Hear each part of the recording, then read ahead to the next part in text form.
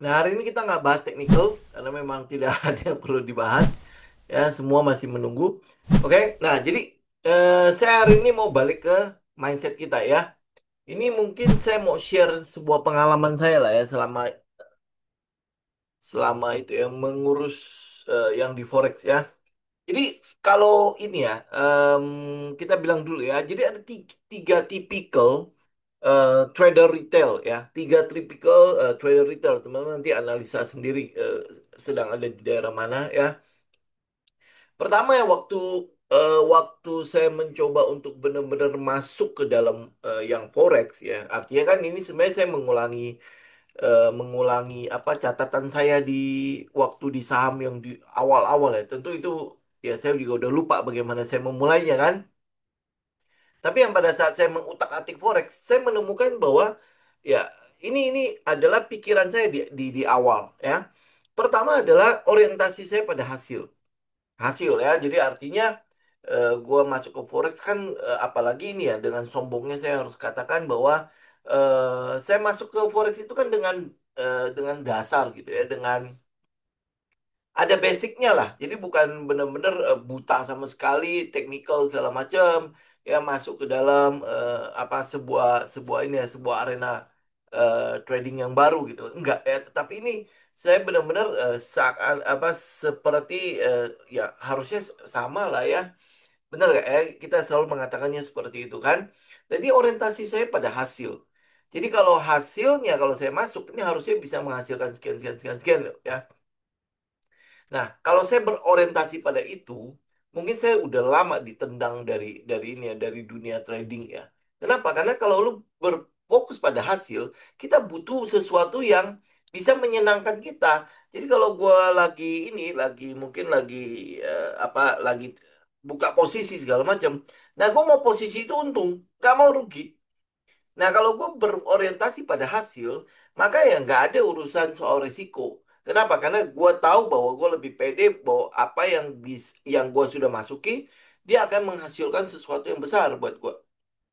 Itu orientasi pada hasil kan?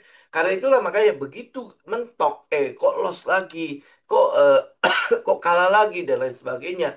Nah, kita akhirnya masuk ke dalam cycle of doom, ya lingkaran setannya. Ganti ya ternyata metode ini nggak bisa. Oh ganti metode ini ternyata nggak bisa, dicoba terus akhirnya habis modalnya. Ya itu kan kalau lu orientasi pada hasil kan. Nah, karena karena mungkin udah mulai sadar kali, oh ini nggak bisa begini. Ya berarti kan kita harus melihat lagi ke tempat lain kan. Oh ternyata trading ini dikatakan maraton kan. Maraton berarti dia harus punya proses. Kita harus bisa menjaga stamina dan lain sebagainya kan. Oke ya. Nah jadi artinya apa? Gue udah mulai berproses lah. Gue mungkin agak rendah hati gitu ya. Kesombongan gue udah hancur berantakan karena gue fokus pada hasil dan hasilnya nggak nongol-nongol gitu seperti yang gue harapkan kan. Oke, gue mulai ngapain? Mulai mencari strategi. Ya, mulai mencari kira-kira apa strategi apa, setup apa yang mungkin lebih cocok untuk komoditas ini, untuk pair ini dan lain sebagainya. Saya mungkin sudah mulai mencari ke arah itu. Jadi saya mulai melihat pada prosesnya. Ya, mulai apa lihat ini setup ini kira-kira bisa nggak ya di backtest dulu kan. Kemudian habis itu baru dicoba lagi. Ternyata nggak bisa. Ya nggak bisa, oke. Karena ini proses kan, maraton kan katanya kan. Oke, gue coba lagi yang lain. Ya ada setup apa lagi? Oh kita coba lagi. Di backtest dulu. Oh win rate-nya sekian. Kok gue tes lagi. Kok nggak bisa ya? Ya, nah kalau kalau cuman berproses-proses begitu, saya yakin banget teman-teman pasti akan hilang juga.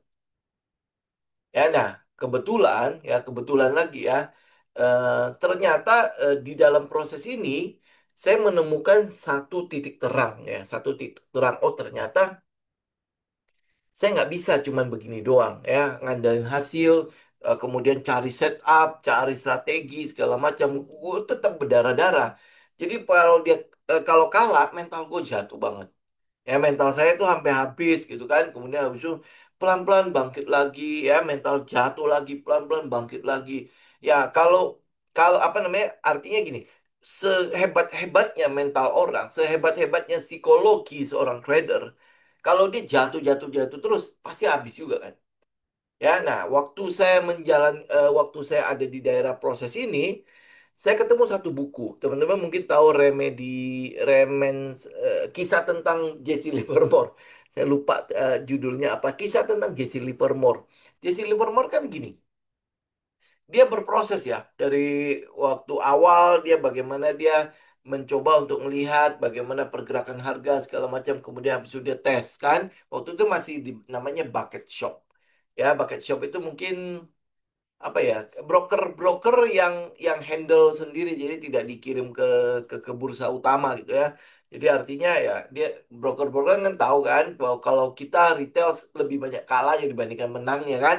Ya udahlah, tampung sendiri aja ya. Jadi lu mainin, lu pasang apa kalau lu menang ya gue kasih, kalau lu kalah ya gue habisin semua kan. Nah, ternyata si Jesse Livermore itu bisa menang terus di dalam bucket shop itu. Karena dia mengenal sebuah pola kan. Nah, jadi artinya pola itu dia bawa. Dia bawa akhirnya masuk ke apa, karena ditolak di bucket shop, ya dia masuk ke bursa beneran. Pada saat dia masuk ke bursa beneran, ternyata metodenya dia tidak bisa digunakan. Beda gitu ya, beda. Jadi akhirnya ya dia mencoba untuk mengulangi hal itu kan.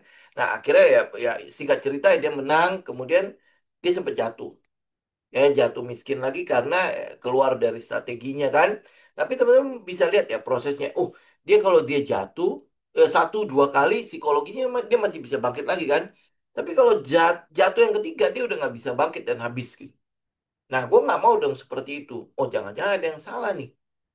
Ya, ada yang salah nih dengan apa yang saya lakukan sekarang gitu ya. Oke. Nah, apa yang saya lakukan? Saya mencoba untuk melihat kembali jurnal yang sudah pernah saya tulis-tulis itu. Ya, apa yang kita lihat, apa yang saya lihat di situ, bahwa nggak bisa loh begitu. Yang selama ini kita lakukan di saham itu adalah kita follow the big money, follow the money flow kan.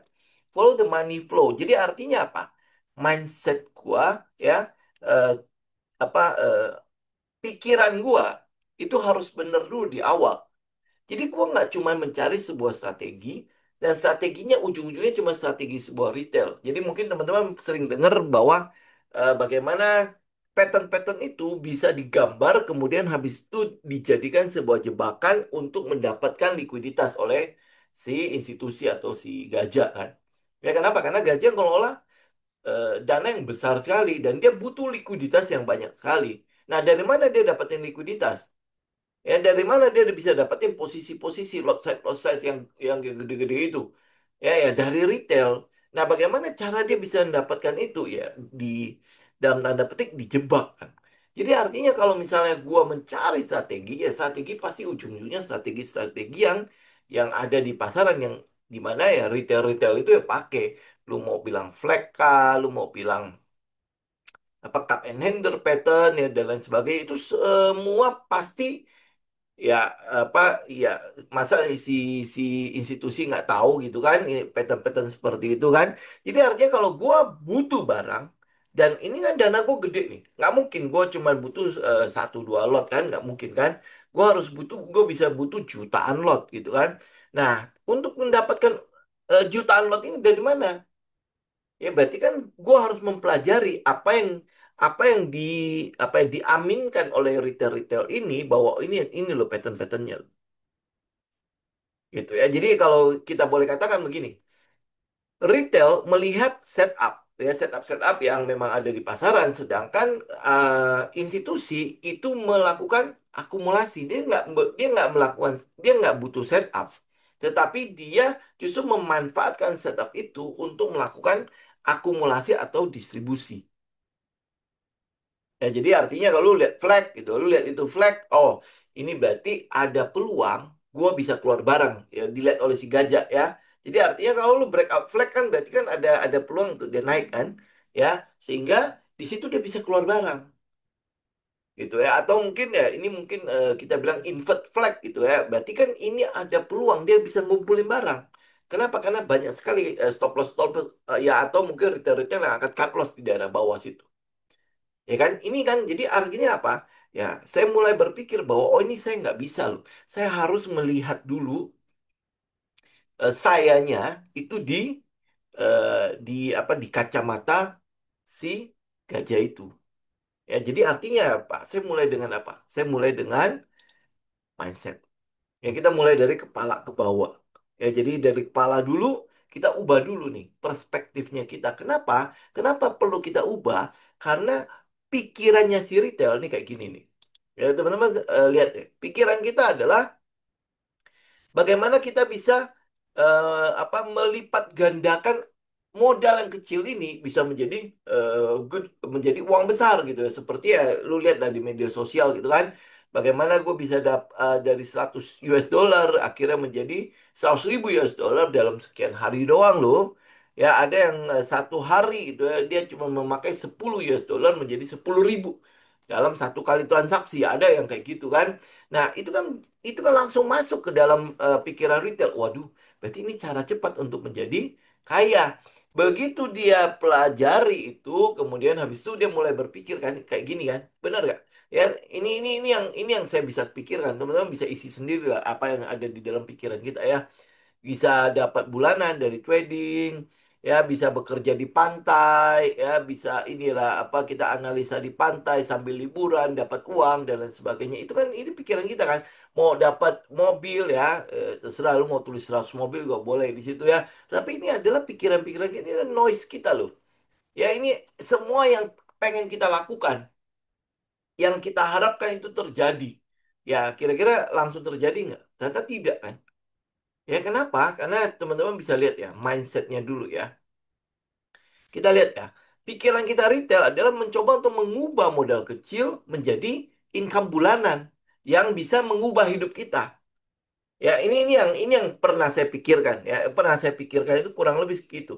Ya, jadi bagaimana cara memanfaatkan uang kecil untuk meraih untuk minimal biaya untuk hidup sehari-hari deh gitu ya. Nah, apa yang dilakukan oleh institusi atau apa yang dilakukan oleh Gajah, mereka mengelola dan menumbuhkan atau membuat si modal mereka itu bertambah bertambah secara konsisten untuk jangka yang panjang. Jadi artinya apa? Kalau kita retail, kita menggunakan uang yang kita boleh katakan kita gunakan uang yang sebenarnya ini ini uang bukan uang yang dingin-dingin sekali gitu loh. Yang kita harapkan walaupun kita katakan ini uang dingin, tetapi kita harapkan dengan uang yang kecil ini bisa jadi gede-gede, bisa berkali-kali lipat, bisa ratusan, bisa ribuan kali lipat uang kecil itu. Ya, sedangkan si gajah itu pakai uang siapa? Pakai uang dari investornya dia. Ya, uang-uang orang lain sebenarnya yang dia pertanggungjawabkan, yang dititipkan ke dia, yang artinya ya orang itu pasti nggak pakai karena dia udah titipin kan, dia udah titipin dengan reputasi si gajah dan lain sebagainya, dia percaya untuk dikelola. Artinya apa? Institusi yang nggak butuh uang ini, yang dia butuhkan adalah bagaimana dia kelola uang ini dan menumbuhkan uang ini ya sehingga reputasinya tetap terjaga gitu. Sedangkan kita retail, kita mau uang ini harus berkembang ya, jangan sampai hilang. Paham nggak ya? Jadi kalau lu lihat gajah, ya udah, dia sekarang lagi minus sekian ya, udah nggak apa-apa. Ya, ada apa namanya? Ada investor yang masuk lagi, dia tinggal top up. Ya, daerah bawah kan? Karena apa? Karena dia jangka panjang. Sedangkan kita retail itu pikirannya cuma jangka pendek. Kalau bisa besok gue udah langsung jadi orang kaya kan? Itu retail. Oke? Nah, kemudian lu lihat pola retail, dia bergantung pada profit yang instan. Kalau bisa cepet kali. Ya, kalau 1% lah gue ambil. Kan 1% kali 20 kan 20% ya. Kalau mungkin di kripto itu setiap hari ada. Berarti 1 kali 31 berarti 31%. Pikiran kita kan gampang banget kan. Jadi artinya 1 bulan itu sudah pasti 31%. Gue yang penting 1% aja sehari. Ya, itu yang pikirannya retail kan. Tapi berapa berapa orang yang dapat 1% itu? Nah, sedangkan teman-teman lihat, kalau si gajah, dia butuh nggak instan-instan itu? Enggak. Karena dia digaji. Dia digaji. Nah, dengan lu tahu bahwa setiap bulan pasti ada uang yang turun, ya ngapain kita pusing-pusing kan? Ya apa yang sudah kita analisa kita tinggal ikutin. Gitu. Kalau dia masih sesuai dengan semua semua masih sesuai, ya tinggal let the profit run. Itu yang dilakukan kan. Kenapa? Karena dalam apa kehidupannya dia udah terjamin. Karena itulah makanya kenapa saya selalu bilang sama teman-teman, kalau lu punya pekerjaan jangan diputus, jangan di apa langsung resign cuman buat masuk ke dalam trading. Dalam apa kalau lu masih punya gaji, ya artinya kan ini bisa lu lakukan let the profit plan, let your plan work kan. Lu udah analisa berarti kan trading plan lu ya biarkan dia bekerja, biarkan dia berjalan gitu loh. Ya lu kalau punya bisnis ya udah urus bisnis lu. Trading kan tidak perlu harus 24 jam ada di depan monitor. Ini teman-teman lihat ya, mindsetnya teman-teman coba ganti. Karena masih banyak DM-nya kok gue sekarang punya modal berapa gitu kan. Nah, apa gue rencana mungkin dalam 1 2 tahun ini gue mau berhenti. Bagaimana ya caranya ini bisa berkembang biak? Coba bayangkan. Ya, lu kerja kerja aja nggak ada urusan kan? Ya, kenapa tidak ada dua kantong yang bisa masuk? Gua kerja, gua tenang ya, kemudian habis itu gua analisa di malam harinya, gua dapat nih area buat gua masuk nih. Tinggal gua tunggu aja di situ.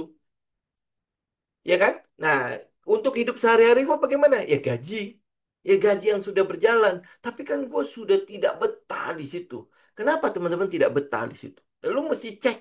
Sebenarnya bukan masalah kitanya tidak betah, bukan masalah lingkungannya yang tidak mendukung. Kadang-kadang ekspektasi kita untuk sebuah pekerjaan itu terlalu tinggi. Ya, sehingga ya udah nggak cocok gitu loh. Ya lu turunin aja ekspektasi lu agar apa? Agar semua rencana lu sampai ke depannya itu tercapai. Ya ini yang saya bisa share ya teman-teman ya. Karena saya juga begitu. Ya saya juga pengennya apa? Bagaimana mengubah uang kecil ini menjadi uang yang bisa dihasilkan bulanan. Itu dulu saya gitu kan. Tapi habis itu saya melihat, institusi tidak. Lu mau di forex kah, lu mau di kripto kah, lu mau di saham apalagi ya. Dia tidak berpikir seperti itu untuk sesuatu yang cepat. Yang dikelola juga uang orang. Ya kan? Kalau dia mengelola uang orang, ya artinya ya gue nggak butuh cepet-cepet kok. Ya lagian kan setahun kemudian gue baru kasih laporan kan. Ya kalau tahun ini kita punya fund itu growth sekian loh. Ya buat mereka, coba teman-teman lihat ya. Buat mereka dia menjaga investornya itu yang ada dia jaga, kemudian habis itu dia menarik investor baru. Bagaimana cara dia menjaganya? Investor itu dikasih bunga yang lebih tinggi daripada deposito, udah seneng, ya kan? Nah, dia jaga di situ. Dia jaga di situ. Nah, dengan kalau misalnya dia apa growth-nya itu bisa lebih tinggi, jauh lebih tinggi daripada bunga deposito, mungkin akan ada investor baru yang mampir apa menambah modalnya mereka. Sedangkan kita berharap apa?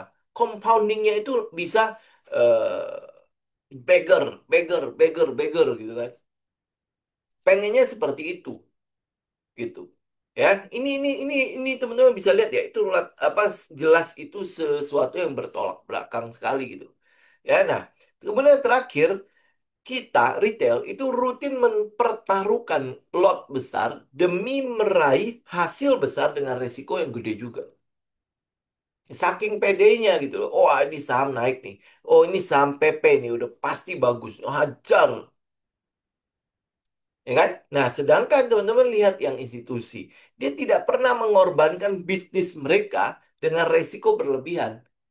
Tujuannya apa? Untuk bertahan lebih lama, bahkan bertahan selamanya. Gitu. Makanya teman-teman lihat fund-fund manager itu nggak ada yang cuma 10 tahun kemudian hilang dari pasar kan. Nggak ada kan. Ratusan tahun kemudian habis itu baru benar-benar hancur gitu kan. Itu juga teman-teman bisa lihat kayak Lehman Brothers dan lain sebagainya. Kenapa dia habis? Karena dia meresikokan sesuatu yang jauh lebih besar. Kita tahu waktu itu subprime mortgage ya seakan-akan itu tidak akan hancur itu properti. Ya kan ternyata apa yang terjadi? Ya jadi mereka bikin mortgage itu satu rumah itu bisa dikreditkan sampai berkali-kali. Satu obligasi itu bisa diturunkan menjadi sub gitu. Ya, jadi tadinya uang lu 1 juta, 1 juta rupiah misalnya ya, itu itu em, bisa dijaminkan untuk ratusan juta. Padahal uang benernya cuma 1 juta. Itu karena apa? Di sub lagi. Jadi obligasi satu kemudian terbitin obligasi yang lain, di bawah obligasi yang utama, terbitin lagi. Nah, itu akhirnya akhirnya hancur.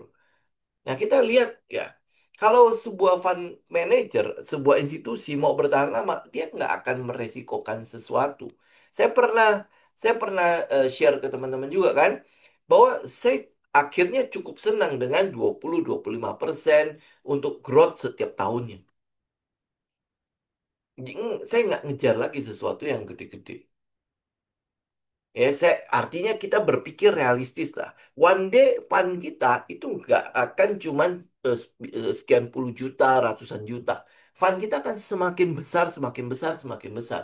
Nah, pada saat fund besar, lu baru mencari setup, baru mencari mindset untuk fund besar, lu udah telat.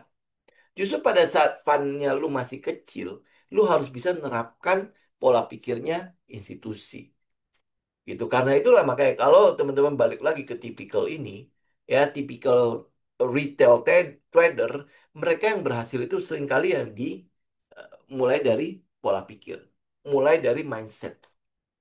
Betul kita butuh strategi, ya. Tetapi begitu mindset lu udah dapet, lu akan setia dengan prosesnya. Lu akan mencintai prosesnya. Kenapa? Karena gue tahu identitas gue adalah next. Gue adalah institusi. Gue akan jadi gajah juga one day. Ya kenapa? Wah, oke, sekarang mungkin lu mungkin berpikir, ya ampun duit gue cuma ada 10 juta. Masa iya gue pakai pola pikirnya si institusi? Justru dari kecil lu juga udah berpikir besar.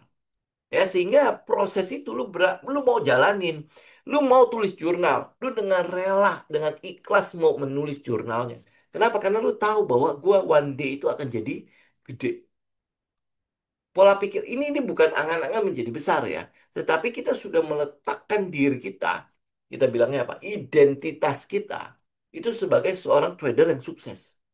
Nah, kalau identitas lu adalah trader sukses, bukan angka ya. Kalau lu cuma berpikir, oke, one day gua akan punya uang 10 miliar. Itu kan angka ya. Ya, seakan-akan itu cuma mimpi doang kan.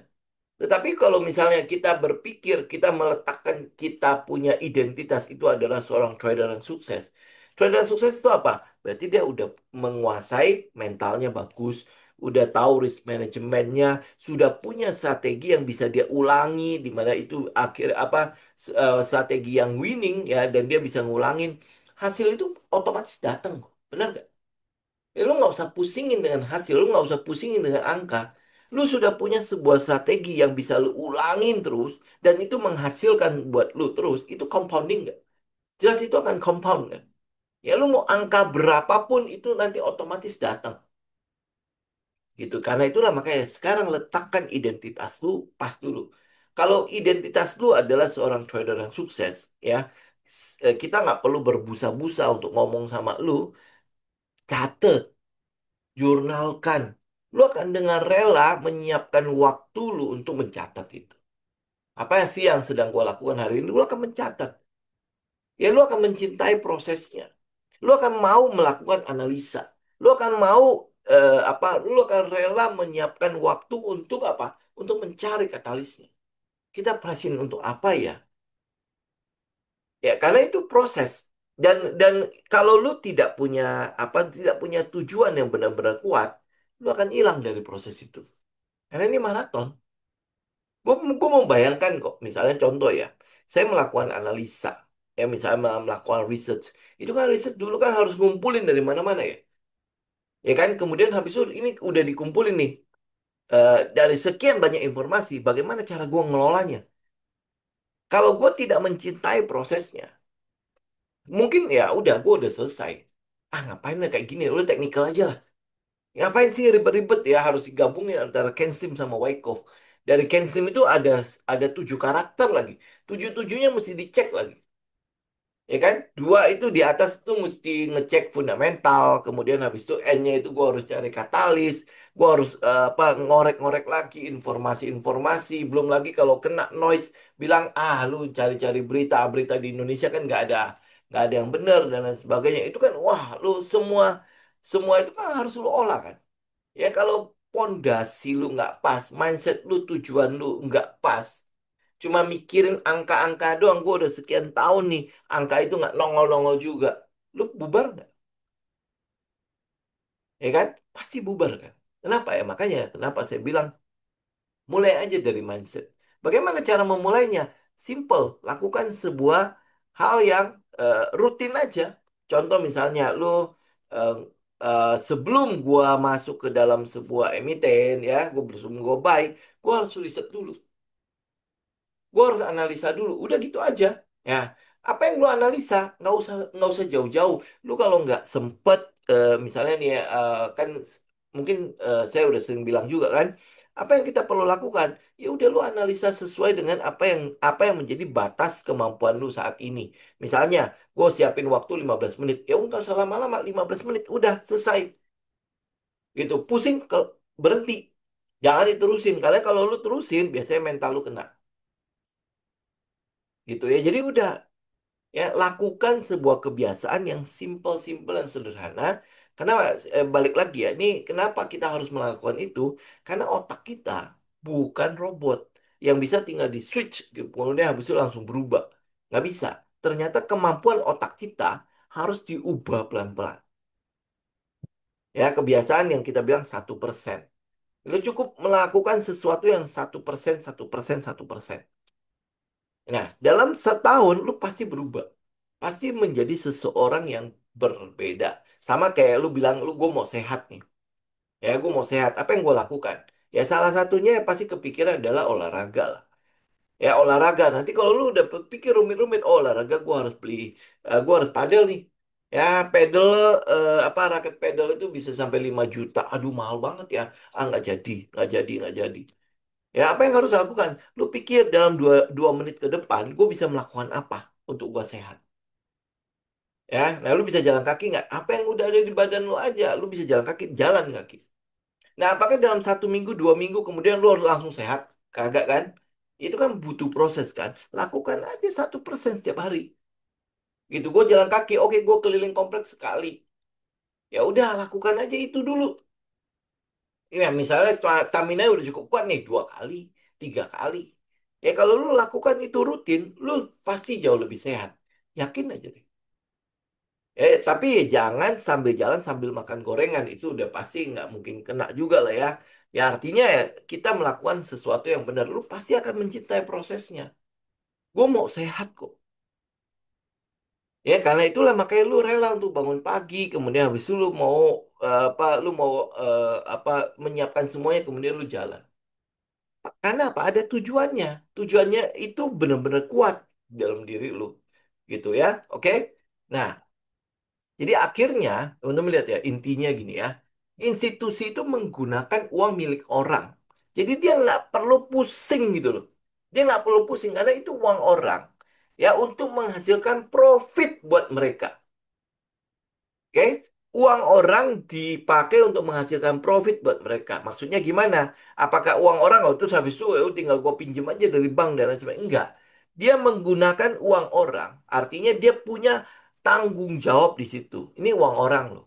Berarti gue harus melakukan analisa dengan baik, ya, sehingga gue diuntungkan dan uang orang ini yang dia percayain ke gue juga diuntungkan. Jadi dia menggunakan uang milik orang untuk menghasilkan profit. Ya, keunggulan terbesarnya adalah mereka dapat menghasilkan return yang kecil dengan resiko yang relatif kecil di atas berapa? Dana miliaran dolar. Ya, tetapi tetap membawa pulang ratusan juta. Ya, paham nggak nih? Ya, paham nggak? Jadi sebuah angka yang pasti berarti untuk pertumbuhan usaha mereka. Karena itulah mereka nggak kayak kita. Ya, nggak kayak retail. Oh, hari ini nggak menghasilkan nih. Wah, nggak bisa nih. Dia nggak peduli dengan hal-hal seperti itu. Bahkan sebuah investasinya bisa sampai bertahun-tahun. Gitu. Lalu uang dari mana mereka? Ya dari mungkin kayak dividen segala macam. Mereka juga bisa ngambil dari situ untuk kegiatan usaha mereka. Sebaliknya kita retail rata-rata berusaha untuk mengejar return yang sangat besar agar profitnya itu berasa yang akhirnya mengorbankan bahkan menuntut resiko yang sangat besar dan tidak aman. Lu kebayang nggak kalau lu punya uang 10 juta? Bayangan lu apa? Gue mau beli mobil bulan depan. 10 juta bisa beli mobil? Nggak bisa. Lu cuma bisa DP doang kan? Ya kan? Bagaimana caranya agar gue bisa punya 200 juta? Gue bisa beli atowan gitu kan? Ya, 10 juta mau jadi 200 juta bulan depan. Itu yang kita lakukan kan? Apa yang lu lakukan? Ya udah, resiko kan gila-gilaan. Ya, 10 juta sekarang gue bisa beli berapa? Oh, beli 10 lot. Ya, 10 lot di Forex itu gede banget. Karena itu dikali 100 leverage segala macam kan. Kita berani untuk seperti itu. Sedangkan si gajah nggak melakukan itu. Teman bisa lihat hitungannya begini. Kita punya uang 1000 US dollar. Ya, anggaplah 10 juta. Return 10%-nya berapa? 100 US dollar. Ya, lu berasa nggak? Menurut kita, kita nggak berasa gila lu ya. Aduh, 100 US dollar mau ngapain sih? Benar nggak? Sedangkan si gajah, dia return 10% dari 1 miliar. Benar ya, 9 angka kan? Dari 1 miliar, itu 100 juta US dollar. Ya, kerjanya sama. Sama-sama analisa, sama-sama melakukan buy sell, buy sell, buy sell ya. Tapi artinya berbeda. Oke? Jadi kalau mindset lu merasa bahwa 100 dolar itu nggak ada apa-apanya. Jangan dulu, karena lu baru mulai. One day lu akan jadi si gajah itu, lu akan berasa 100 juta itu. Waktu saya mulai, setelah jatuh itu, dengan uang 1,5 juta. Ya, 1,5 juta kali dua lah. Karena itu 2 bulan kan. Jadi saya punya dua emiten dalam portofolio saya. 1,5, 1,5. Ya apa yang saya lakukan? Ya sudah, 1,5 kok. Ngapain lu pusingin? 1,5 juta gitu loh. Ngapain lu pusingin? Udah, gue memang punya uang segitu. Gue biarkan dia let the profit run gitu loh. Ya, 7-8 bulan kemudian itu bisa jadi 40-an. Ya, nah ini yang saya analisa gitu loh. Kenapa waktu itu saya berani? Oh, uang saya kecil. Bukan masalah uang saya kecil, tetapi waktu itu saya paham bahwa si kerjanya si institusi adalah ya udah let the profit run. Kalau itu semua masih sesuai trennya, ngapain lu utak-atik? Toh itu 1,5 juta. Kalau mereka, toh itu uang orang. Kalau semakin berkembang, kenapa enggak? Ya yang saya bilang ke teman-teman, untuk mendapatkan satu saham yang bisa trennya itu bagus, itu setengah mati kan. Nah, begitu lu udah dapat, jangan cepat-cepat untuk diambil profitnya, kemudian habis itu hilang dari situ. Itu sama dengan apa yang dilakukan institusi. Trendnya udah jelas kok di situ. Ngapain gua harus keluar? Ya kan? Semakin dia naik, semakin bagus buat gua. Teman-teman lihat ya, 10% dari 1 miliar itu adalah 100 juta. Ya, sedangkan mungkin buat teman-teman 10% dari 1.000 itu cuma 100 US dollar dan itu nggak berasa. Itu lu jangan membandingkan apple to apple ya. Lu bandingin 10%-nya, oh berarti gue udah on the track gitu. Gue udah on the track. Nah, track gue kalau misalnya jejak gue udah sama, berarti kan ini one day gue akan jadi seperti ini. Dimana pada saat uang gue udah besar, sama. Gue juga nggak akan ngarapin beggar-beggaran gitu. Tapi kalau gue bisa dapat, kenapa enggak? Gitu. Tapi tujuan gue nggak di situ. Tujuan gue adalah bagaimana dia compounding, itu konsisten compounding ya untuk jangka waktu yang lama. Gitu. Apakah gue langsung membutuhkan uang itu hari ini? Enggak. Kenapa? Karena gue punya gaji, gue punya pemasukan di tempat lain gitu. Sehingga gue nggak akan kutak-atik apa yang sudah gue investasikan. Apalagi kalau misalnya trennya memang lagi bagus. Gitu. Buat apa kita utak-atik? Gitu sehingga nanti lu akan berasa kayak gini. Gitu. Uang lu tambah besar. Kalau uang mungkin kalau uang 1 juta, 3 juta itu nggak berasa. Tetapi kalau lu bisa ikutin tren, akhirnya dapat 700%, 1000%, ya, kan lu langsung berasa kan, gue tadi 3 juta loh, jadi 40. Ya kan, itu pasti adalah sebuah lompatan lah ya. Oke, nah dari 40 gue bisa jadi berapa? Itu yang kita butuh konsistensi kan. Ya, nah kenapa kita bisa konsisten? Karena kita punya pemasukan di tempat lain. Sehingga apa yang kita butuhkan dalam hidup itu aman. Nah, kalau itu udah aman, berarti apa yang lu investasikan jangan diutak-atik. Itu sama prinsipnya dengan apa yang dilakukan oleh si smart money. Dia pakai uang orang. Berarti uang orang, orang itu sudah taruh ke di dia sebagai uang dingin.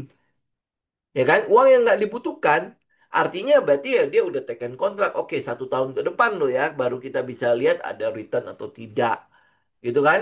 Nah, karena itu uang orang, dia harus jaga dong. Reputasinya dia jaga. Nah, reputasinya dia jaga dengan apa? Dia melakukan analisa.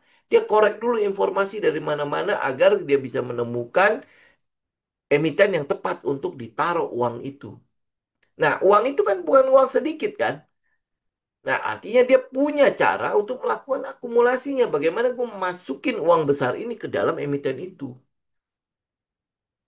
Gitu kan? Prosesnya kan seperti itu. Nah, kemudian habis itu dia akan biarkan trennya berkembang. Begitu trennya tidak berkembang, dia pasti akan cut, tetapi dengan kerugian yang kecil. Gitu. Kalau mindsetnya si institusi seperti itu, bagaimana gue switching dari retail gue ke sana? Itu yang teman-teman lihat ya. Karena itulah makanya kalau lu punya pekerjaan jangan tinggalin. Lu kalau punya bisnis jangan ditutup. Karena untuk apa? Untuk mengamankan apa yang mendesak lu agar uang itu harus lu ambil dengan segera. Modal kecil untuk menjadi income bulanan itu kan artinya apa? Gua nggak punya penghasilan lain selain ini. Karena itulah gue tergantung di sini. Ya, kenapa gue butuh profit yang instan dan cepat?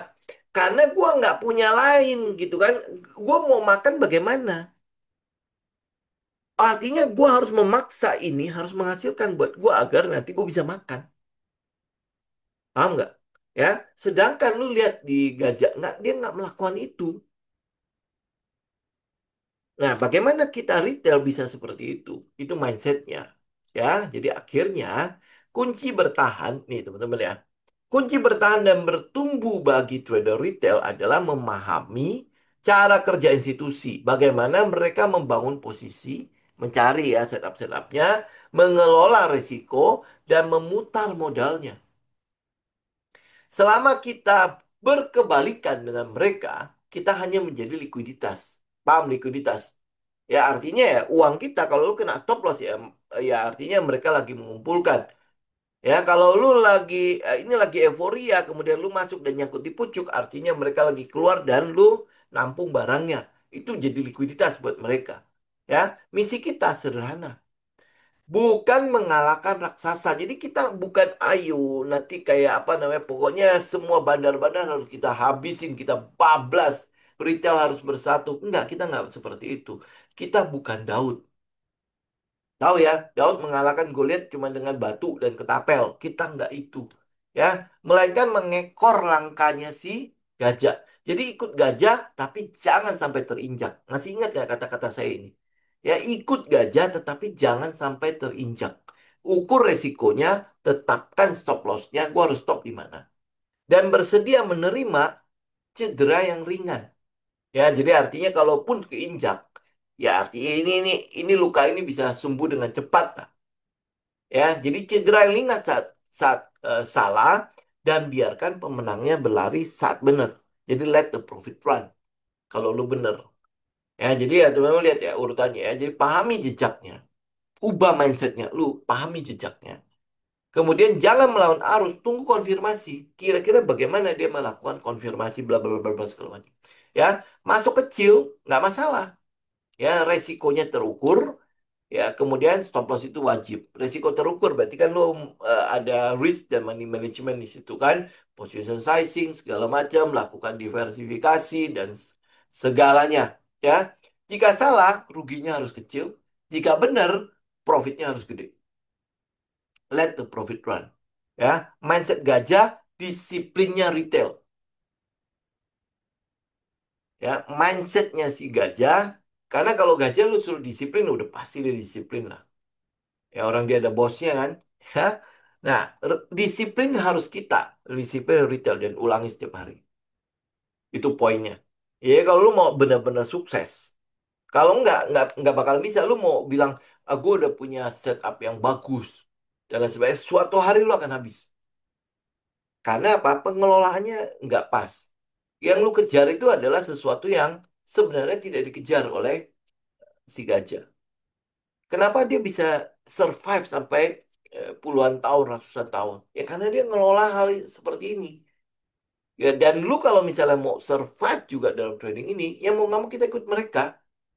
Teknik mereka sudah teruji. Apa yang mereka lakukan ya yang tadi ini? Ya, dia ngelola dan menumbuhkan modal besar untuk membangun kekayaan jangka panjang. Ya, oke, dia mengandalkan gaji. Jadi artinya dia tidak mengutak-atik dari investasi.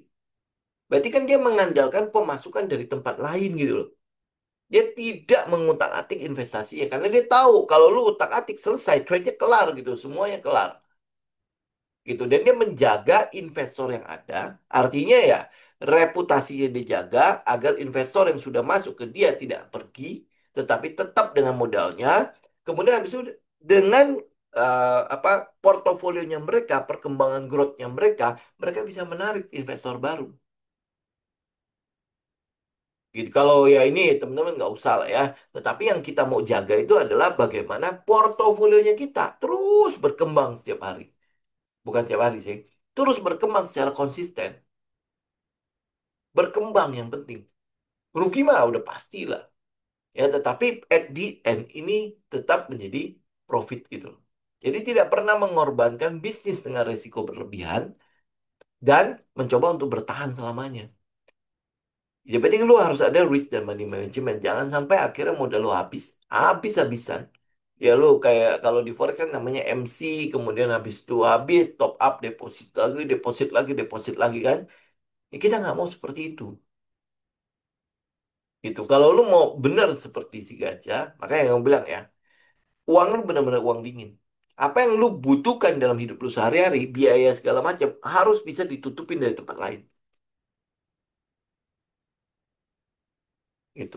Ya, itu kurang lebih seperti itu. Oke. Saya pikir ya udah, saya mungkin hari ini ya paling cuma sampai sini aja. Kita bicara mengenai mindset ya. Oke, teman-teman kayaknya hari ini juga kayaknya kita nggak bakal ada tanya jawab ya. Besok kita ada kelas, itu kelas em, udah pada datang belum ya? Itu kelas akan bahas tentang technical. Jadi artinya teman-teman udah harus siap sebelum jam 9 ya. Kelas besok tuh harusnya cukup penting ya. Karena kita akan bahas technical. Buat teman-teman yang di coaching class eh, udah nonton belum ya? Karena kita nggak akan bahas sampai full, apalagi soal Wyckoff ya. Wyckoff itu panjang dan lebar kan. Jadi itu kita akan bahas pokok-pokoknya. Jadi artinya detailnya teman-teman harus bisa ngambil dari video e-course. Ya nanti kita cuma akan lihat inti-intinya doang. Ya termasuk setup segala macam ya. Jadi besok ingat jam 9 pagi ya. Oke. Oh ya, nanti buat alumni nanti mungkin saya itu ya, saya akan umumin di ini ya di grup alumni aja ya. Kita mungkin akan buka untuk saya cuman untuk itu ya, mengakomodir beberapa orang saja untuk di komunitas. Jadi paling saya akan buka sekitar 5 sampai 7 kursi. Ya, nanti saya umumin di alumni aja ya.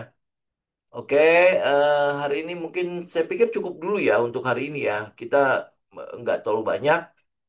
Indeks kita juga hari ini sempat 8.000. Saya berpikir dia bakalan stay di 8.000 karena kan Presiden Prabowo kan hari ini menyampaikan nota keuangannya ya. Paginya sih udah bagus ya, tapi selesai dia pidato ya kayaknya taking profit semua. Tapi ya mungkin itu sesuatu yang wajar juga karena ini Jumat, kemudian hari Senin libur ya, baru ini ya baru ada transaksi lagi di hari Selasa ya. Ya jadi moga-moga semuanya masih dalam keadaan baik-baik saja lah. Paling cuma koreksi apa, koreksi taking profit yang wajar lah ya. Karena udah naik tinggi kan. Ya, oke, teman-teman, saya pikir untuk hari ini kita cukup dulu ya. Sekian ya, sampai ketemu besok pagi ya. Besok pagi di kelas ya. Oke, saya izin pamit. Thank you semuanya. God bless.